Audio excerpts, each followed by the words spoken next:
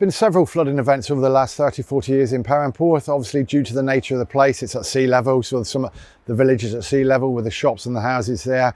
A flood defence scheme was put in place in 1999 to help to alleviate that, and that has certainly helped, but there's still the potential here for flooding due to the sea and the location of two rivers that will also run simultaneously from each end of the village in towards the sea here close to the centre. The flood group itself is based up of two parish councillors, myself and a colleague, along with the parish clerk. And we have recruited 15 local community volunteers to act as flood wardens. We had a great response when we put the feelers out to see if anybody would be interested to do this on obviously a non-paid basis. So we've got 15 who are now in place and ready to spring into action. The role of the flood group was to produce an emergency plan for Perranporth in case we had a flooding incident. That's now been done and signed off, and it's all in place, and we're ready to obviously use that if we were unfortunate enough to have an incident here.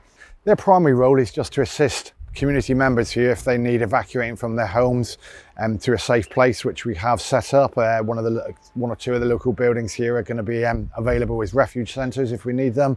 So their role is literally to assist the community if we're unfortunate to have a flooding incident in Perranporth. So we have a flood plan that's all been produced now. Myself and my colleague did that. It took us about 6 months to do. We actually used guidance from other towns and villages in Cornwall who already had one in place. We decided there was no point in reinventing the wheel. There was some very good information in there that we just had to adapt and align to Perranporth. So it's all there. We're ready to use it if, again, we're unfortunate to have any incident of flooding in Perranporth. We've received some great training support from various agencies, from the Cornwall Community Flood Forum, from the Environment Agency, and from Cornwall Council. We've got together, we've had presentations, but we've had good theoretical training sessions, and we keep regularly in touch, and any developments or any things to take forward, we're certainly closely in contact and liaise with them on a regular basis. So the Flood Group have attended the Cornwall Community Flood Forum's annual general meeting, where they've had presentations from the Pathfinder group.